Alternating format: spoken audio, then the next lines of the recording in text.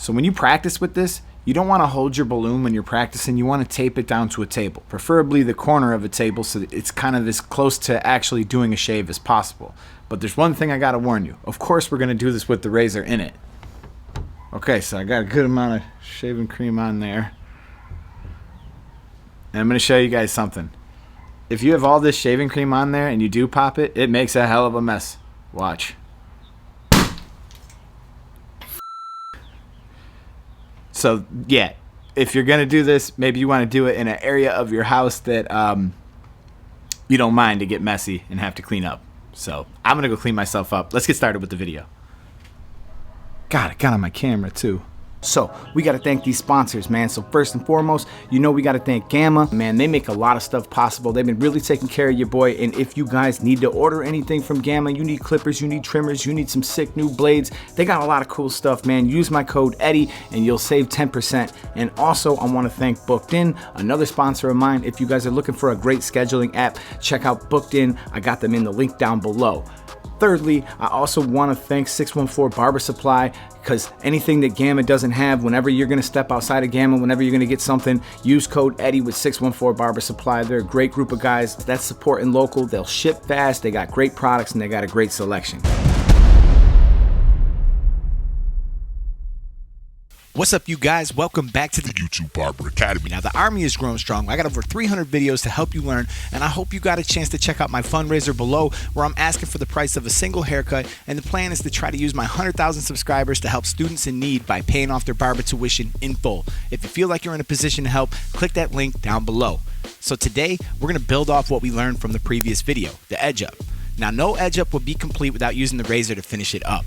There's a few different positions I like to stand in that help me with my accuracy, and also we'll be diving into a couple different topics. If you're afraid you might cut somebody or you lack confidence, I know this video is going to help you.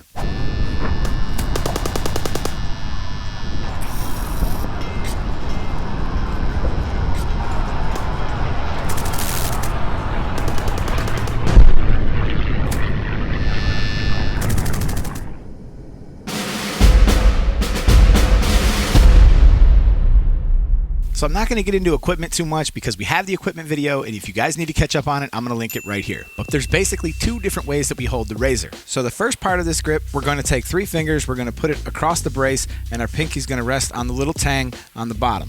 We're going to have this sticking up in between our 2 fingers here, and we're going to grab it with our thumb. So that's your grip for freehand strokes or reverse freehand strokes. Now, the other grip is going to be kind of complicated for a lot of people at first, but just tip this towards you and switch your pinky to the other side. Once you do that, you got a great backhand grip, and that's what we're going to use for backhand and reverse backhand.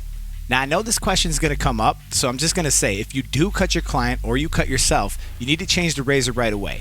Now, despite what barbers might have you believe, cutting people is actually quite common. And if you cut somebody and you continue using the same razor and then you accidentally cut yourself, no good. So whether you cut the client or you cut yourself, you always change the razor, and of course, we always use a new razor for every client. So the angle you should try to maintain is around 45 degrees. This will help you avoid cutting your client, especially if you're keeping the skin tight. But even with the razor at 45 degrees, if you're not keeping the skin tight, it's very easy for the skin to just roll over the top of the razor and wind up cutting them anyways. Now, obviously, if you hold it closer to 90 degrees where it's almost flat, you're definitely going to be cutting somebody. So we definitely want to make sure that we shoot for 45 degrees, and that's going to give you the best results.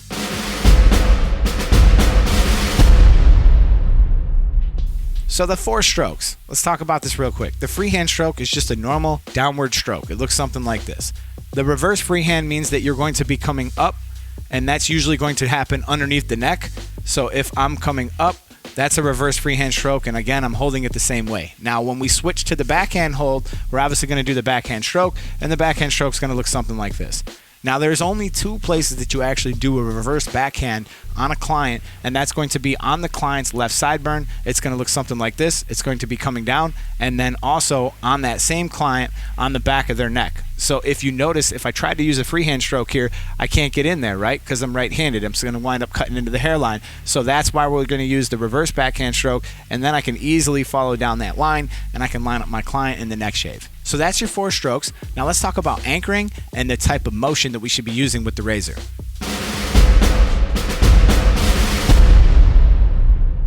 Okay, let's see if you guys could do this again. I want to see if you guys can spot what I'm doing. I'm going to run this little clip.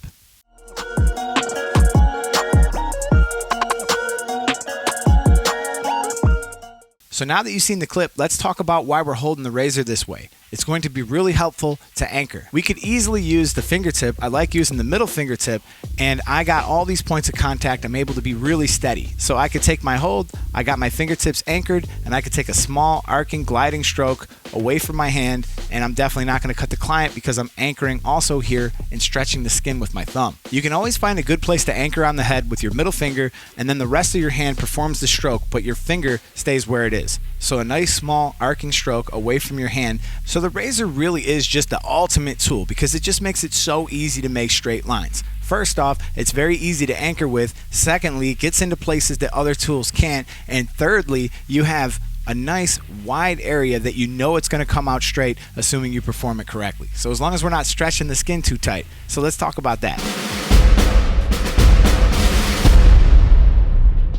Just like on your balloon, which we're going to discuss later for some homework in the video, to prevent cutting your client, there's definitely a few things you could be doing. First off, we're going to want to prepare the skin for the shave with some shaving cream or some shaving gel or maybe even a hot towel. You really should avoid dry shaving your client as it's going to lead to the highest chances to cut somebody. Now, keeping the skin tight when you work will help, but there's a few things we need to learn how to anchor properly. I've seen a lot of students making this mistake, so I just want to mention it now. If your client has shaving cream all over their face, two things could happen. One, you cut the client because you can't see underneath it, you can't see a bump or an abrasion. Two, you can't anchor because the face is too slippery that you can't get a good grip. So you definitely want to check each area before you shave it. And the finger that I like to use to do this, again, no surprise, is my middle finger. We don't want to use our thumb because our thumb needs to stay dry so that we can stretch the skin. Because again, if it's too slippery, we're not going to be able to make a good anchor. Now, the finger that I like to use, so let's say I was going to shave this area, I'm going to feel this with my fingers and I'm feeling for any bumps or abrasions because even if you can't see them, that doesn't mean that they're not there. But if I feel with my fingers, I know that it's smooth. Now, I know it's safe to shave there and I can perform my stroke. We never want to stroke more than 2 inches away from our anchor as a general rule of thumb. So this thumb's got to stay dry so that you can stretch the skin. So you can do this by taking a clean towel and wiping a little area off so that you can get a good grip with your thumb. Once you're dialing in your final line, I like to reduce the amount of skin stretching I'm doing so that I don't accidentally make a mistake. Because if I was trying to perform his beard line and I got his hair stretched all the way up here to keep that skin tight and then I let it go, it might not be the shape that I wanted in. So don't overstretch as you're coming closer to the line. It's time that you can stop stretching so much because most of that hair is already gone and you're just making a minor adjustment. Now you can draw your hand across your canvas and you can feel which way the grain's growing. And if you shave directly against that grain, you're definitely going to irritate your client at best, or at worst, you're going to wind up cutting him. So the proper advice to give would be to cut it once with the grain, and then if you want to go against the grain, then you can go ahead and you can cut against the grain. But you definitely don't want to go straight into the grain. So make sure that you're paying attention to your client's growth patterns. And again, that doesn't mean that every edge up is going to be coming straight down. Some people you might have to come across, like mine. I got this terrible widow's peak, and to actually cut across my grain, I got to go this way. So if you really want to give that client that great cut that doesn't grow back too quick, you definitely want to take those edges, especially those edges, you want to take those against the grain. So, but you can do that in a safe way, and I definitely recommend that you go with the grain and then you can go against the grain. Now there's going to be some across the grain strokes that are usually okay, and we can do that in the vertical bars.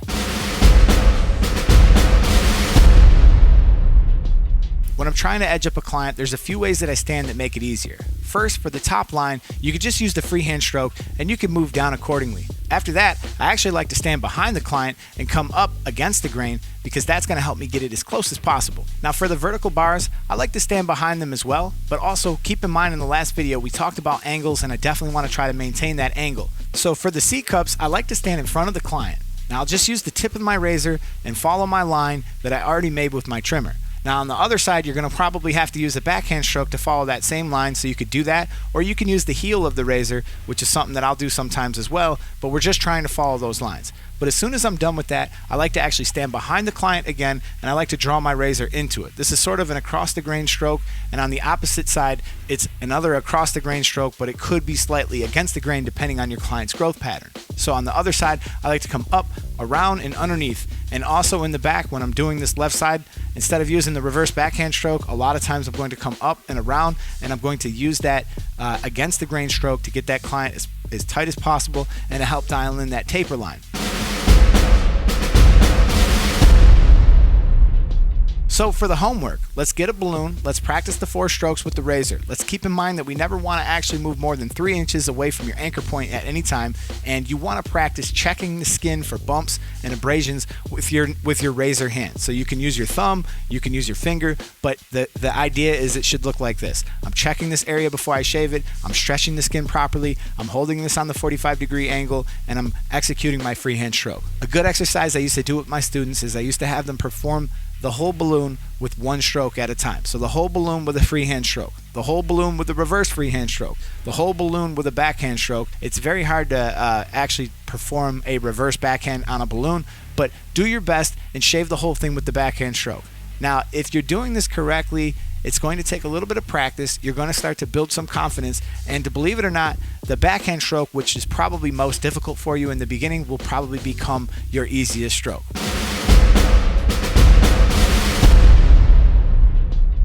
Now, when you take this to the field, you should definitely keep some nick powder handy, and I'll put it in the link below. And if you cut your client, you can use a clean Q-tip to apply it, and it'll stop the bleeding for most minor cuts. Now, when I do a full face shave in the shop, like a whole shave where everything else is coming off, I definitely want to use the highest quality razor and the best razor holder you can get. And for me, that's definitely the Feather Artist holder and the Feather Artist blades. And if you guys are interested in getting some of those, I put the link in the description down below. But they're just too expensive to actually use for just doing general edge ups and stuff like that. And for that, the Parker style with an injectable razor works perfectly fine. So we talked about this in the equipment video, but I would get a Parker style with the locking mechanism here. I could lift my blade up a little bit higher. I like to set my blade a little bit higher so I could actually see what I'm doing, and these blades work out perfectly fine for edge ups. And if you're dealing with some really thick beard or really coarse beard, I definitely like to have that higher quality razor on hand.